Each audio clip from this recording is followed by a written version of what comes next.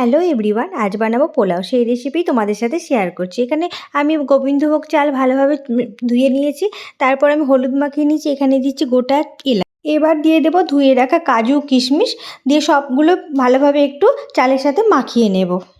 কড়াই গরম হয়ে গেছে, এবার দিয়ে দিয়েছি আমি ঘি। এবার আমি দিয়ে দেবো মাখানো চালগুলো ভালোভাবে। এবার একটু আমি চারিদিকটা ভালোভাবে নাড়াচাড়া করে নেব। এবার দিয়ে দেব পরিমাণ মতো লবণ আর চিনি। তোমরা যেরকম মিষ্টি পছন্দ করো সেই রকমভাবে তোমরা চিনি দেবে। আর আমি একটু মিষ্টি মিষ্টি পোলাওটাই ভালোবাসি, তাই আমি পরিমাণ মতো চিনি আর লবণ দিয়ে দিয়েছি। আর এখানে আমি আগে থেকে গরম জল, একটু উষ্ণ গরম জল ফুটিয়ে রেখেছিলাম, তো এই গরম জলটা আমি অল্প অল্প করে দিয়ে দেবো। আর এদিকে যা গরম পড়েছে, প্রচণ্ড গরম, বেশ কিছুদিন ধরে এতটা গরম পড়েছে আর একদম বৃষ্টিও হচ্ছে না।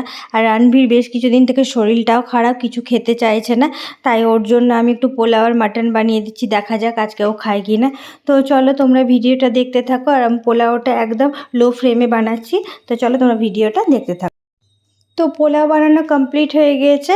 অবশ্যই কমেন্ট করে জানিও পোলাওয়ের কালারটা কেমন হয়েছে, আর রেসিপিটা তোমাদের কেমন লাগলো অবশ্যই কমেন্ট করে জানিও। আর কে কোথা থেকে দেখছো অবশ্যই কমেন্ট করো, আর ভিডিওটা ভালো লাগলে একটা লাইক করে দিও। তো এদিকে মাটন রান্নাও কমপ্লিট হয়ে গিয়েছে। আর আনভিকে স্নান করিয়ে দিয়েছে ওর পাপা, যেহেতু আজকে সানডে। তো আনভিকে খেতে দেবো, বেশ বেলা হয়ে গেছে এখন। আর এদিকে সাদা ভাতও হয়েছে। তো চলো আনভিকে খেতে দিই, তারপর আনভির কাছ থেকে রিভিউ নেব যে কেমন খাবারগুলো আমি বানিয়েছি। এখন আনভিকে খেতে দিয়েছি। আর আনভির শরীর প্রচণ্ড খারাপ ছিল, তাই জন্য কোনো ভিডিও দিতে পারিনি। জ্বর, সর্দি, কাশি, তাই তো? এখন একটু ভালো আছো তো?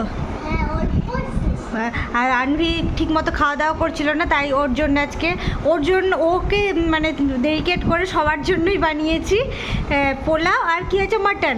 তো চল, হ্যাঁ চল। আচ্ছা, তুমি এবার একটু টেস্ট করে আমাকে রিভিউ দাও তোমার। আচ্ছা, টেস্ট করে রিভিউ দাও যে কেমন বানিয়েছি আমি। ভালো হয়েছে? ভালো হয়েছে? তুমি হ্যাপি তো? আচ্ছা, এবার খেয়ে নাও।